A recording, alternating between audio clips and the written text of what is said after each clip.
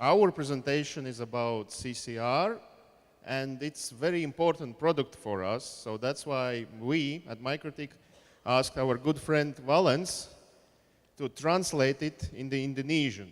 So, but you can ask every tricky question you like, because I will be here to help Valens with the answers. So you can ask in Indonesian or in English, it doesn't really matter. They will translate to me. So you can ask any question about CCR you like. If you are too shy to ask here, I'm available on the demonstration where CCR72 test is running. So I will be there all 2 days, so you can come find me and ask some technical questions. So, okay, let's start. Oke, baik. Selamat pagi semua. Pagi. Baik, saya akan mulai dengan presentasi tentang CCR dan update mengenai router OS, termasuk ada beberapa hal soal router OS yang baru yang versi 7 nanti. Baik, ini perkenalan aja singkat, kemudian kita juga jalanin lomba foto Twitter, biar banyak yang ikut, biar tambah rame. Ya. Kemudian secara singkat aja, saya dari mewakili Citra Web, kami adalah distributor dan training partner. Ya. Oke, presentasinya mulai. Oke, jadi Microtik sudah mengeluarkan berbagai model CCR, baik dari yang paling murah sampai yang paling mahal. Ya. Dan yang sudah listed memang kalau di sana tulisannya maksimal sekitar $1.300. Ya. Tapi sebetulnya tadi udah diumumkan bahwa ada satu produk lagi yang akan di atas itu yang 72 core. Ya. Harga ini tentu di Indonesia agak variatif tergantung nilai dolar. Ya, tapi yang jelas semua varian produknya banyak sekali. Dan CCR adalah router Microtik pertama yang menggunakan prosesor Tile. Ya. Tile produksi Tilera. Ada beberapa macam, ada yang 9 core, 16 core, 36 core, dan yang tadi terakhir yang dipresentasikan sampai 72 core. Ya. Jadi memang jumlah core-nya banyak sekali. Dan yang bagus adalah bahwa arsitektur ini juga secara secara built-in mempunyai hardware akselerasi untuk enkripsi AES, ya. Kemudian RPS otomatis dan juga pengelolaan IRQ-nya jauh lebih sempurna dibandingkan prosesor yang lain. Kemudian controller I/O-nya, jadi kalau router sangat membutuhkan I/O yang cepat karena banyak data keluar masuk, ya. Dan controller I/O-nya juga terintegrasi. Dan hingga saat ini hanya CCR dengan prosesor Tile yang menggunakan router OS versi 64 bit. Ya. Oke, pertanyaan berikutnya kan pasti yang versi x86 kapan? Mungkin di versi 7. Ya, mungkin. Kemudian saya akan cerita soal cerita presentasi ke belakang sebenarnya lebih bagaimana router OS menghandle paket jika prosesornya ada lebih dari satu. Jadi multi-core prosesor, bagaimana multi-core prosesor itu dilakukan oleh router OS. Ya. Jadi setelah sebuah frame atau sebuah paket diterima oleh interface, ya, maka oleh kernel Linux, paket tersebut diserahkan ke sebuah core tertentu, karena core-nya ada banyak kan. Kalau satu core nggak ada masalah, kalau satu core semua cerita ke belakang ini nggak ada soal.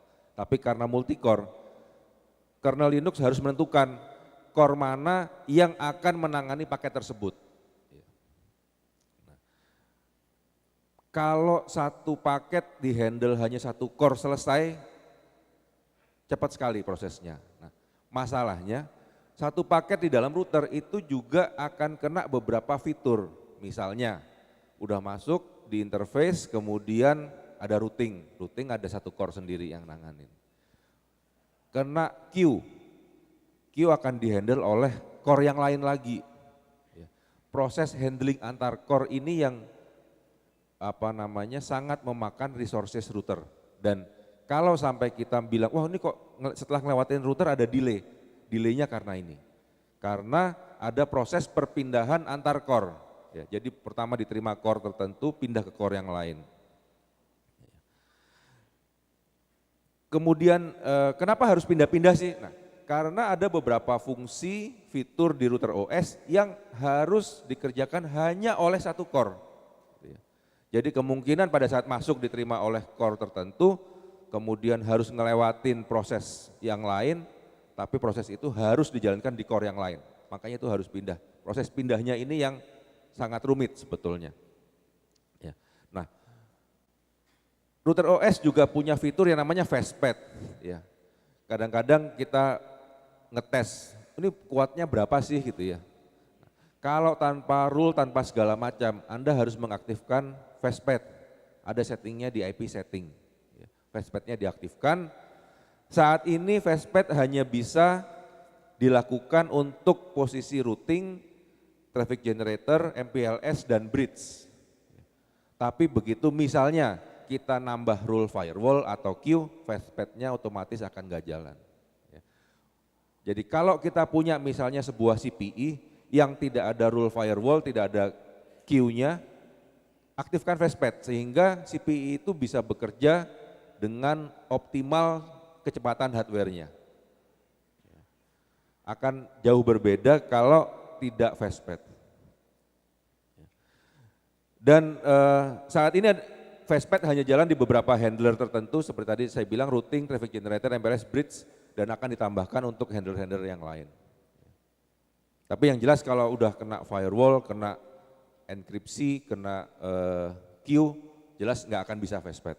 Ya. Karena butuh proses di operating system. Nah, ini ada perbandingan mengenai fastpath throughput ya, throughputnya fastpath dari yang paket kecil ya, hanya 64 byte, kemudian 512 dan 118. Ya. Perbedaan antara bridging dan routing nggak terlalu masalah. Ya.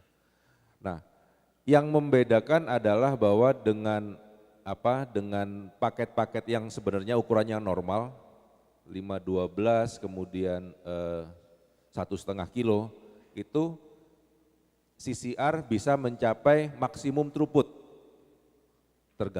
tergantung dengan interface-nya. Ya. Di sini yang 1072, ya. Ini ada gigabit, ada SFP+, ya. Tentu throughputnya ini berarti ini 79 giga. Ya. Ini 79 giga, ya. Ini dalam megabit. Jadi hampir semua interface-nya bisa dilalui traffic dengan full, baik secara bridging maupun routing. Ya.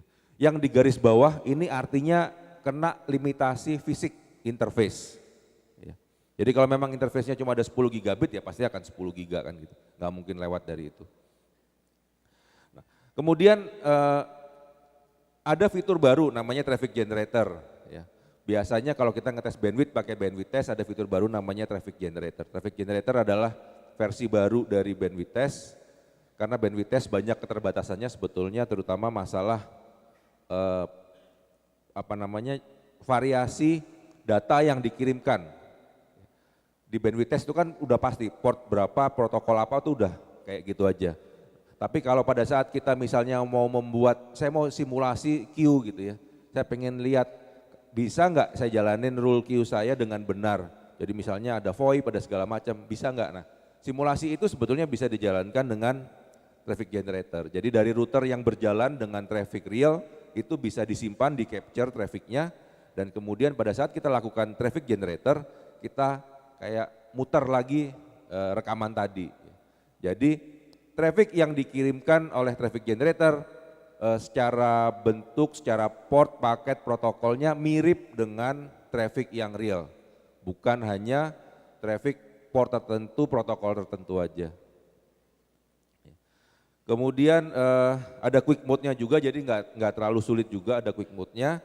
Dan untuk settingan sepenuhnya di Winbox akan datang. Jadi sementara ini settingannya di Winbox belum bisa full konfigurasi.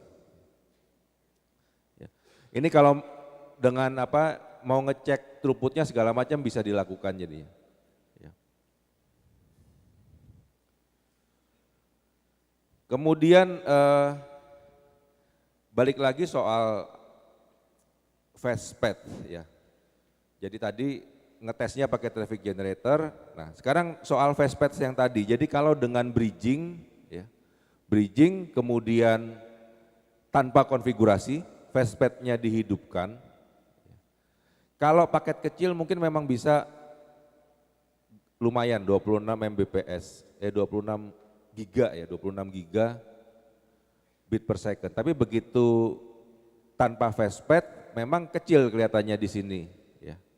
Tapi jika kita menggunakan paket-paket yang ukurannya normal lumayan besar, ada yang 512, ada yang 1,5, sebetulnya kalaupun ada degradasi tidak terlalu terasa ya.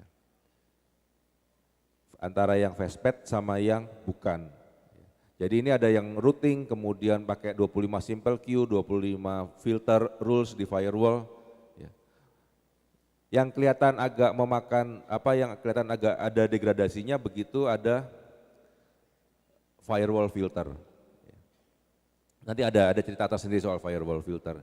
Nah, memang terutama akan terjadi degradasi besar pada paket-paket data yang kecil. Jadi pada saat paket datanya kecil-kecil, antara fastpad sama non fastpad terlihat degradasi yang luar biasa, tapi kalau paket datanya ukurannya normal, sebenarnya tidak terlalu terasa juga antara yang fastpad sama yang bukan. Oke, ini adalah paket flow diagram untuk MikroTik di versi 6. Jadi ada 4 kotak besar di sini, yang ini adalah bridging, yang ini adalah MPLS, yang ini adalah routing, dan yang ini adalah local process. Paket masuk dari sini, dia akan muter, kemudian keluar lagi di sini. Secara simpelnya seperti itu. Ya. Jadi ini ada physical interface, kemudian ini ada logical interface, jadi kalau misalnya kita membuat interface tertentu, tunnel atau VLAN, ya, itu adalah logical interface. Ya. Nah ini adalah kotak yang tadi ada 4 itu, ya. Ini kotak bridgingnya, jadi dari masuk akan diolah bridging NAT segala macam, ya. Routing, MPLS, kemudian di setiap chain itu ada prosesnya lagi antara pre-routing, input, forward, output, dan post-routing. Nggak perlu minder kalau nggak ngerti, karena saya juga belum hafal, tapi saya cuma mau menunjukkan bahwa sebuah paket melewati router, dia akan melewati sekian banyak proses. Itu aja yang perlu dipahami, nggak perlu bingung, oh kok ini saya nggak ngerti ya dari ini masuknya kemana, enggak. Tapi yang jelas proses itu benar-benar akan membuat delay dan resources. Ya. Nah, contoh yang sederhana, masuk dari Ethernet, ya, dari Ether, tapi yang di bridge. Ya. Jadi Ethernya di bridge, inputnya dari situ, kemudian keluarnya dengan PPPoE out. Ya. Dia akan masuknya seperti masuk di physical interface, kemudian ditanya bridge port atau bukan, bridge kan, dia akan masuk ke bridge, input, kemudian keluar lagi dari kotak bridge, MPLS bukan, routing bukan, iya routing masuk ke sini, kemudian MPLS bukan, out interface-nya di bridge atau enggak, terus ke sini. Di sini akan ditanya enkapsulasi apa atau enggak, karena dia keluarnya di PPPoE, maka akan terjadi proses enkapsulasi. Dia akan putar balik lagi di sini. Ya, masuk ke logical out interface PPPoE-nya, kemudian ada proses enkapsulasi lagi, balik lagi, diulangin lagi, baru keluar di sini. Ya. Jadi setiap kali kita menggunakan logical interface di router juga ada beban tambahan, ada beban kerja tambahan. Loopingnya akan jadi lebih panjang. Termasuk kalau ini ada PPPoE, kemudian keluarnya di, saya nggak kelihatan.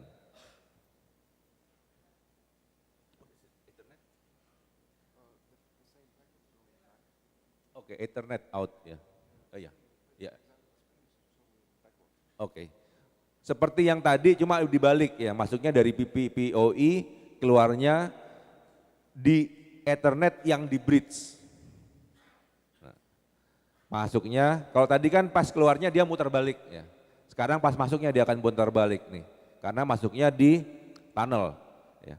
Masuk physical interface, bridge atau bukan, dia ke sini MPLS bukan, dia ke sini routing atau bukan, masuk ke routing decision, forwardnya di sini, forward, kemudian IP bukan, sini, dekapsulasi atau enggak, iya, dia perlu enkapsulasi, sehingga dia akan muter balik ke sini, ke PPPoE-nya. Ya. PPPoE, logical interface, dia akan balik lagi ke sini, diulangin lagi, baru turun ke bawah, baru keluar. Ya. Jadi ada proses perputaran, jadi setiap kali ada logical interface, virtual interface akan terjadi looping lagi, prosesnya akan tambah panjang. Nah, ini akan jadi tambah rumit, ya. Kenapa? Karena masuknya di EOIP misalnya, EOIP, kemudian EOIP-nya di bridge dengan VLAN, dengan VPLS-nya ada di VLAN, prosesnya muternya nggak karu-karuan. Ya, kalau saya jelasin ntar kelarnya nanti sore. Ya, nanti dilihat di presentasinya aja, harusnya kelihatan karena jelas kok ada nomor-nomornya kan, 1, 2, 3 diikutin aja. Ya, jadi tambah ruwet routernya ya prosesnya akan tambah panjang gitu ya. Nah, sekarang kita akan ngomong soal queue, ya, karena salah satu fitur yang paling powerful di MikroTik adalah queue. Sebagian besar waktu yang dihabiskan sebuah paket dalam proses di dalam router itu adalah nunggu di queue sebetulnya. Kenapa? Karena misalnya dia masuk ke interface, dihandle oleh core tertentu, tapi begitu paket itu harus masuk ke queue, kalau core itu harus nunggu atau antri, karena di queue itu kan ada buffer, ada limit segala macam ya. Maka core itu akan jadi bottleneck, makanya oleh core itu paketnya dilepas, suruh nunggu di queue, ya. Ada kayak antrian, nunggu di queue. Nah, kemudian setelah waktunya harus dideliver, maka akan ada satu core baru yang ngambil paket itu baru diproses lagi. Proses nunggunya ini yang bikin delay sebetulnya. Jadi secara sederhana proses queue itu adalah membagikan paket ke core secara random. Jadi nggak pernah tahu akan ikut core yang mana. Di versi 5, di router OS versi 5, sebuah paket akan melalui queue beberapa kali. Harusnya teman-teman ingat di versi 5 itu kan ada global in. Ya. Kemudian ada global total, global out, baru HTB interface. Ya. Jadi satu paket akan lewat di queue di lebih dari satu tempat, paling tidak di pre-routing ada, di post-routing ada. Padahal tadi udah dibilang bahwa queue itu adalah proses yang paling makan waktu di dalam sebuah paket itu ngelewatin router. Karena 2 kali tentu aja delay-nya juga 2 kali. Nah, sehingga di versi 6 router OS dirombak sehingga semua queue hanya terjadi di satu tempat. Kalau dilihat di sini di versi 5 tadinya di sini ada global in dan lain-lain, di sini ada global out dan lain-lain, ini dihilangkan menjadi ditaruh di post routing terakhir, ya. Paling terakhir di post routing baru queue, sedangkan ada satu tempat lagi baru ditaruhnya di input. Nah mungkin ada yang mau itu kan, loh tetap 2 kali dong gitu, 2 kali apa sekali ini? 2 kali apa sekali? Siapa yang bilang 2 kali? Apa sekali? Ya. Jadi tidak ada paket yang melewati input dan juga melewati post routing. Kenapa? Karena kalau paket melewati input berarti paket tersebut menuju ke localhost. Dia akan masuk pre-routing, input berhenti di localhost. Sedangkan kalau sudah sampai post routing berarti dia ngelewatin. Jadi tidak ada satu paket yang melewati router dia melalui queue 2 kali ya. Jadi yang melalui router dia akan di-handle di post routing, yang masuk ke router akan di-handle di input, yang keluar dari router akan di-handle di post routing. Jadi semua paket hanya akan kena queue 1 kali.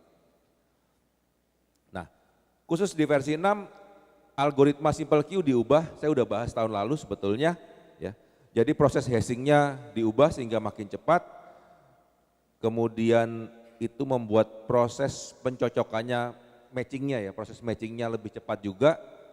Dan untuk prosesor-prosesor yang multi-core, simple queue akan sangat optimal kalau kita sampai punya minimal 32 top parent simple queue.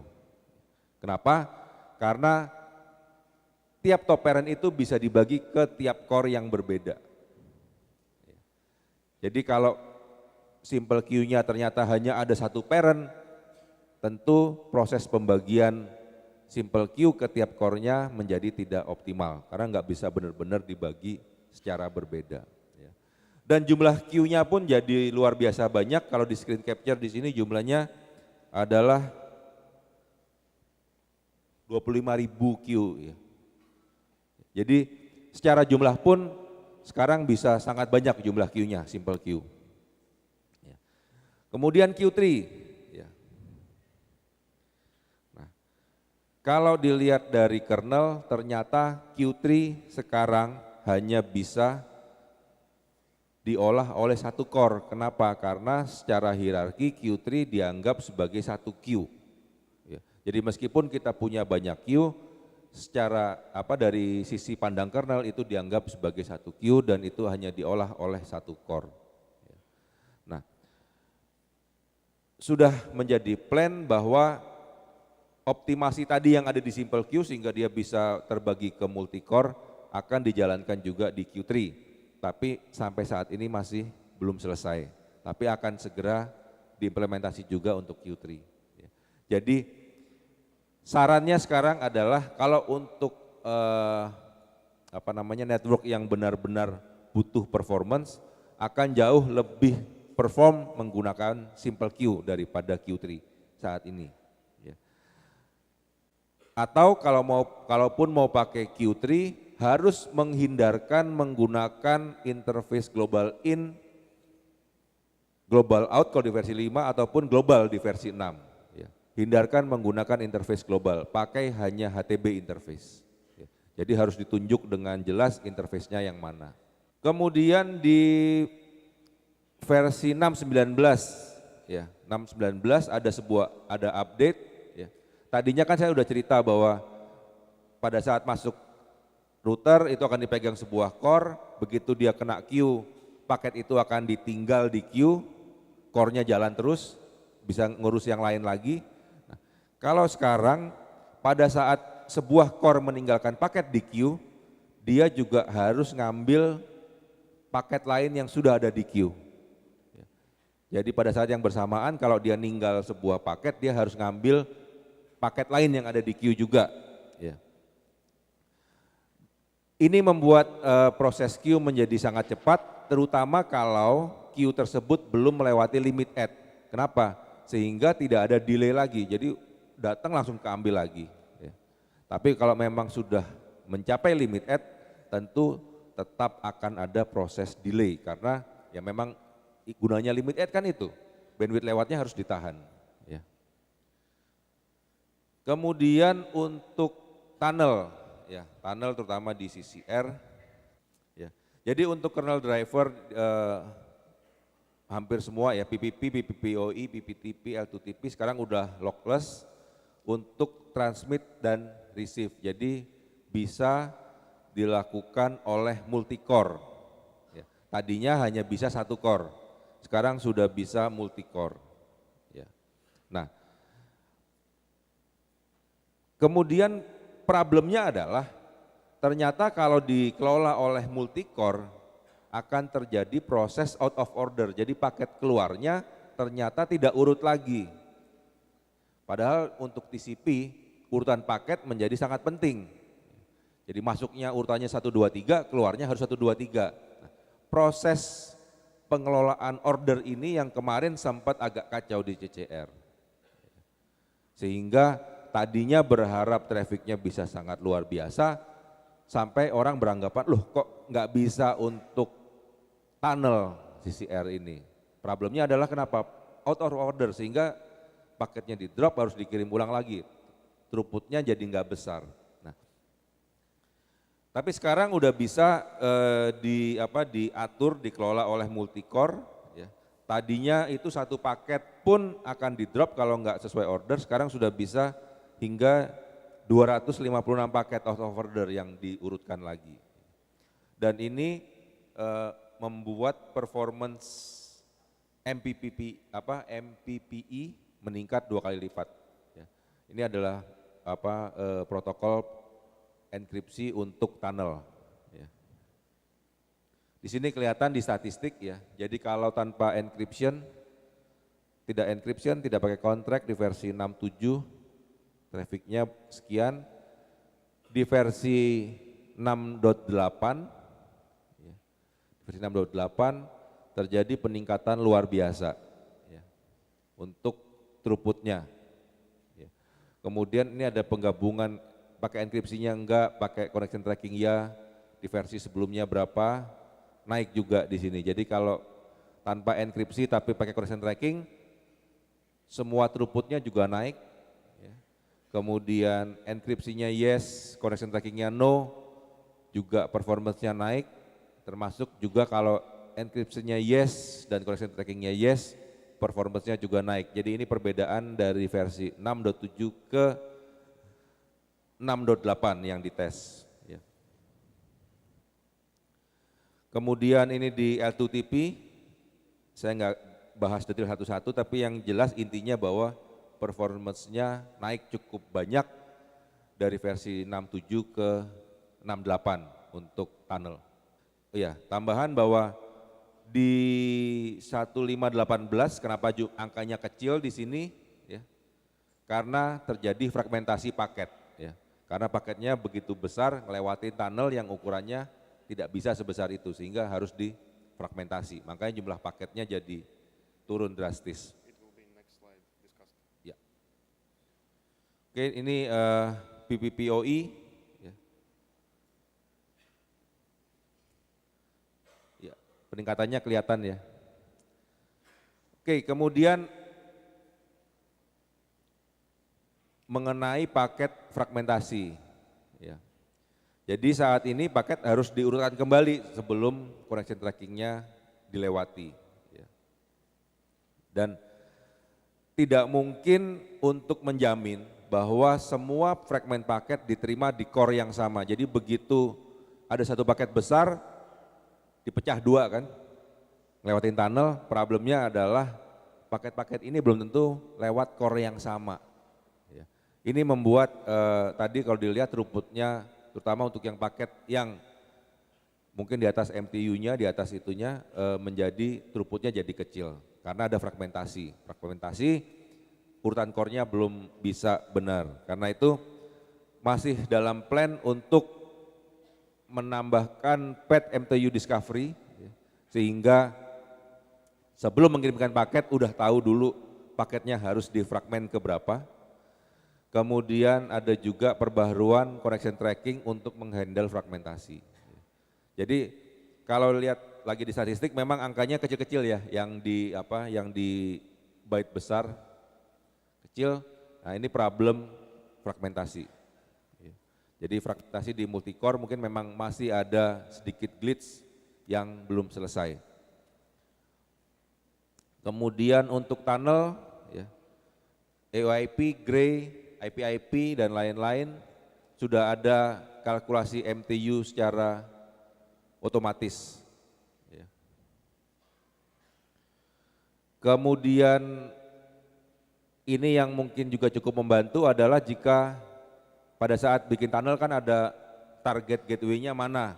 Kalau itu tidak bisa dijangkau unreachable, maka tunnelnya otomatis juga akan dinonaktifkan. Ya. Supaya router tidak melakukan pengiriman kayak handshake gitu ya. Jadi kalau memang gateway-nya nggak bisa dijangkau, ya udah nggak usah nyoba untuk connect gitu. Intinya seperti itu. Kemudian firewall, ini yang tadi saya janji buat saya cerita adalah firewall.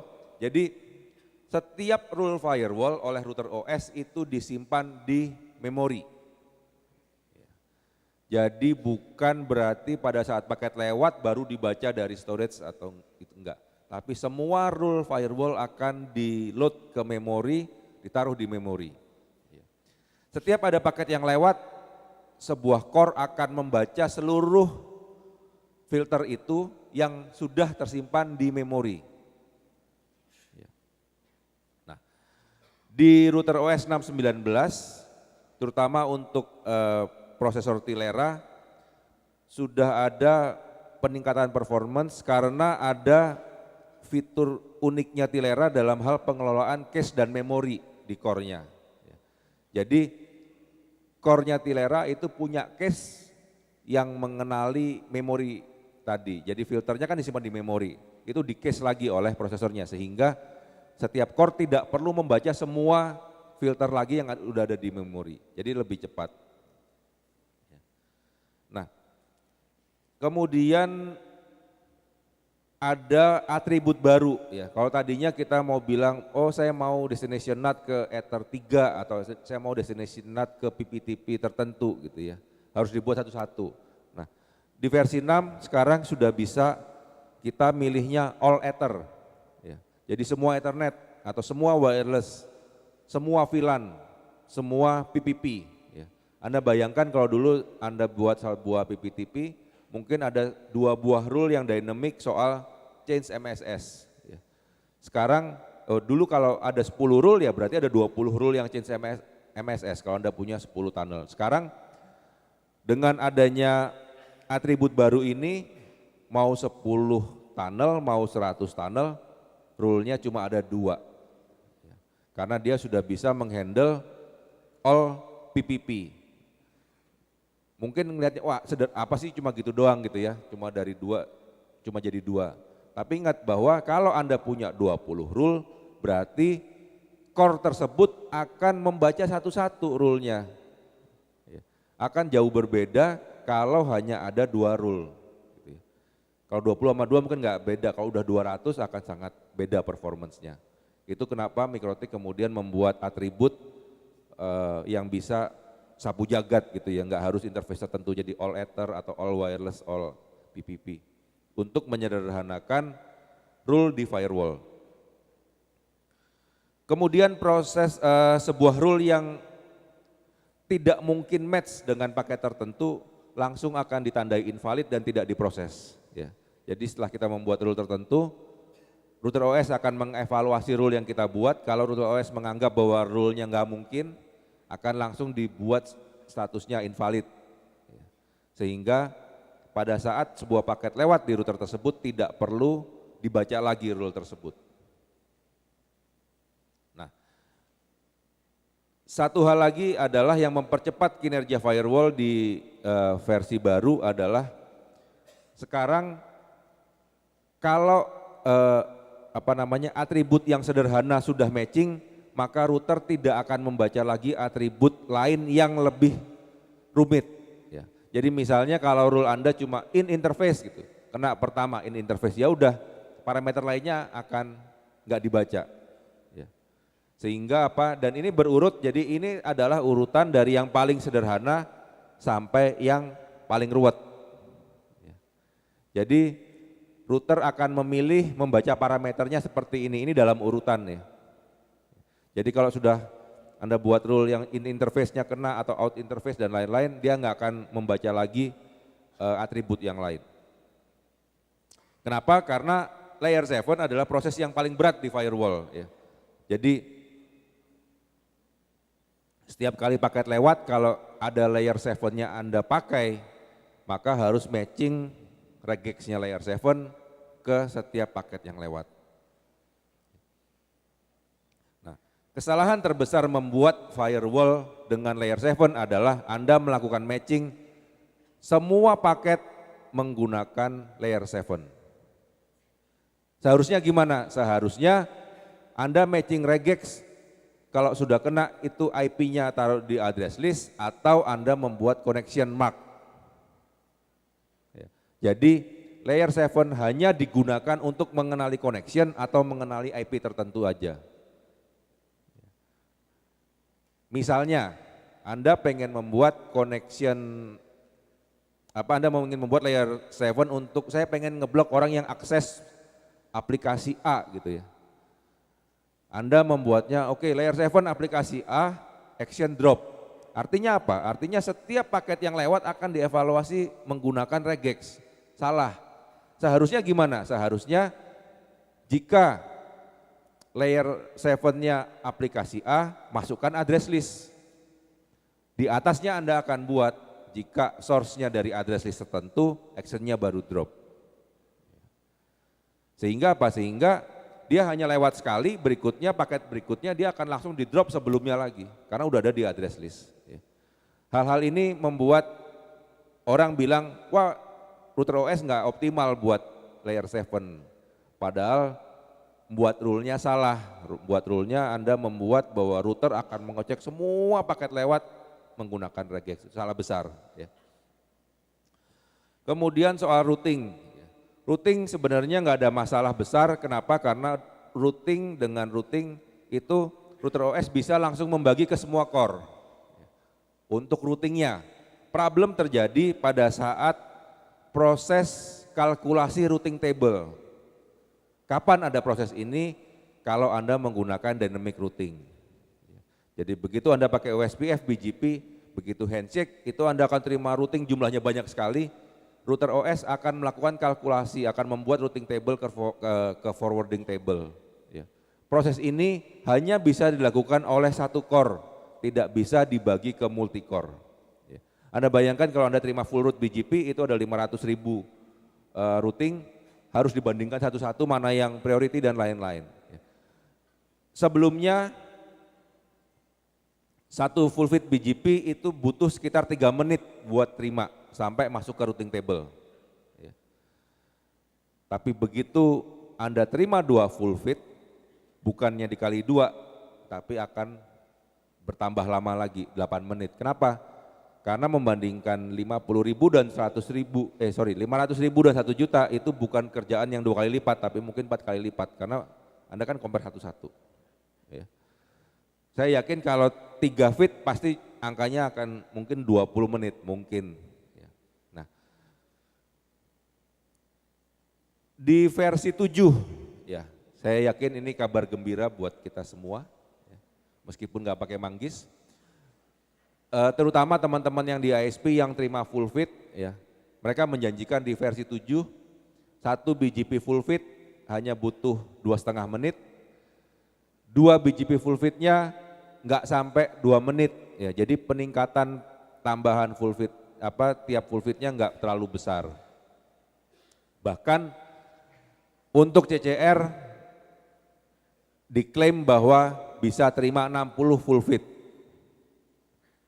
Untuk BGP. Ya. Jadi kalau tadinya 256 mega, ya, 256 mega hanya bisa 2 full fit, di versi yang baru nanti 12 juta routes mungkin hanya membutuhkan 500 mega. Ya. Jadi mereka melakukan optimasi dalam hal kalkulasi routing table sehingga full fit BGP yang sedemikian besar bisa diolah dengan resources memori yang tidak terlalu besar. Kemudian VRF-nya juga ditangani, kemudian pencarian routing table-nya juga dipercepat. Kemudian IPsec juga lebih cepat ya di CCR. Jadi dengan 32 gigabit traffic, CPU load-nya hanya sekitar 80%. Jadi no fragmentasi dan lain-lain, kemudian peer-nya juga banyak, dan lain-lain. Jadi di IPsec-nya juga performance-nya luar biasa karena ingat tadi pertama kali saya bilang bahwa Tilera punya hardware accelerated ya. Sehingga dia harusnya performance-nya sangat baik untuk menangani encryption, tunnel dan lain-lain. Kemudian tools ya. Ini mungkin nggak banyak yang tahu tapi teman-teman suka itu apa namanya, kok CPU load saya 100% gitu di router.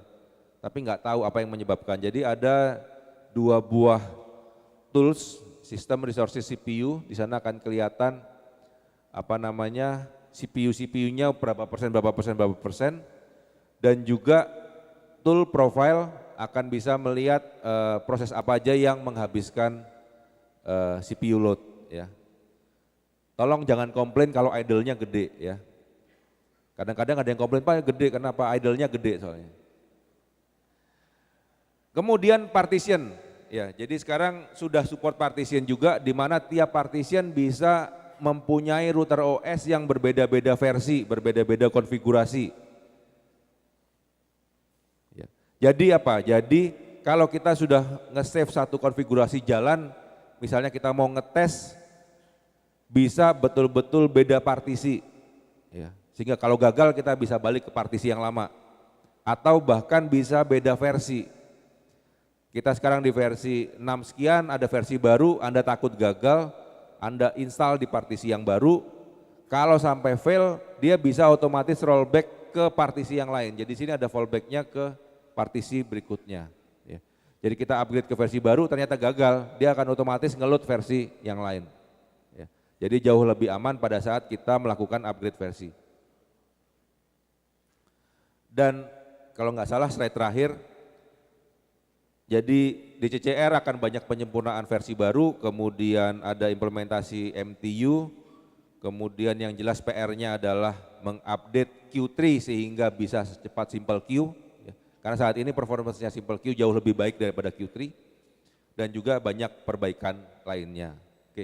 Saya masih punya 2 menit buat tanya jawab, ada yang mau tanya? Saya Ronald dari Airline Surabaya. Sebenarnya ada satu fitur Mikrotik yang saya rasa belum ada, yaitu low latency queuing. Jadi ketika ada paket masuk queue, tapi terbatas oleh limit, itu dia akan ngantri tetap diproses dari depan sampai belakang. Meskipun sebenarnya paket tersebut prioritas tinggi. Jadi dia tidak akan di-drop karena prioritas tinggi, tapi tetap ada delay-nya. Jadi batasnya di limit, bukan di CPU-nya, saya enggak ngomong karena batas CPU-nya penuh, enggak.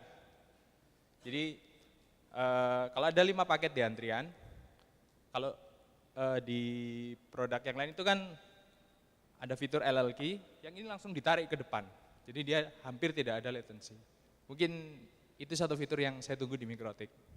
Oke, jadi dijawab bahwa yang bisa dilakukan adalah lakukan manual untuk high priority paket dan jangan di queue, Mas.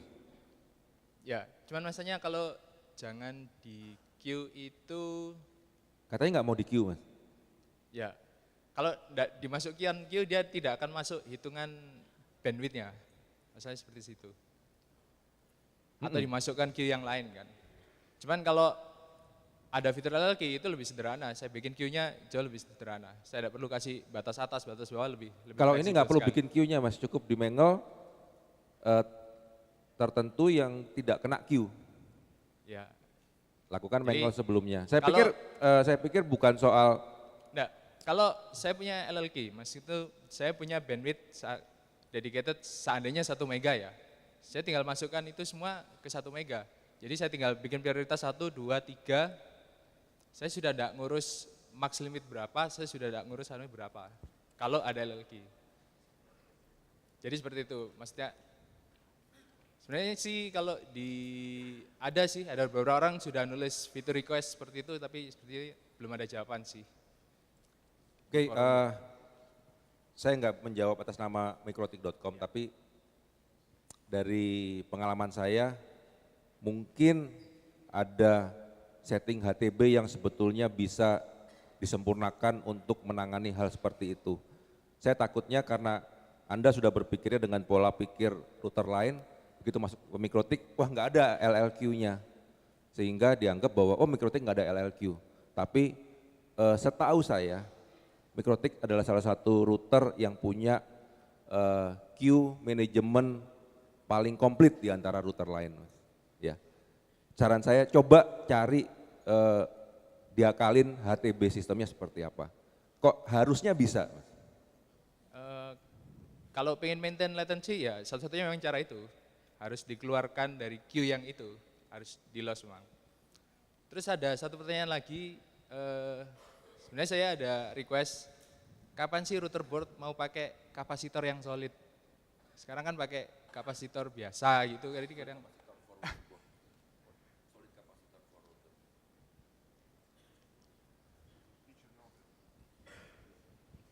jadi tahu kan problemnya, mungkin Bapak sebagai ISP sudah pernah mengalami seperti apa. Kalau saya ganti, Mas. Iya. Oh salahnya naik ke towernya itu kadang. Oh enggak, sebelum butuh dinaikin manpower. diganti dulu, Mas.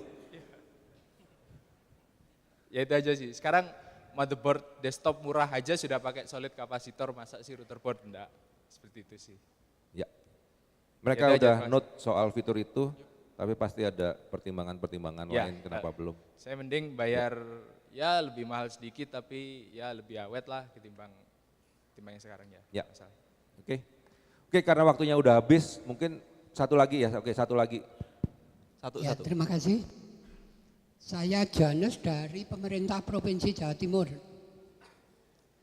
Jadi permasalahan itu di atas tuh kita pakai microbit dengan memori 2 GB. Di bawah itu ada sekitar 25 core router suite dengan memori sekitar 256. Tapi kendala itu setiap ada 5 atau lebih core router suite itu yang catu dayanya terputus secara mendadak karena belum ada UPS, ada di kantor yang lain, itu di Indo ini itu selalu langsung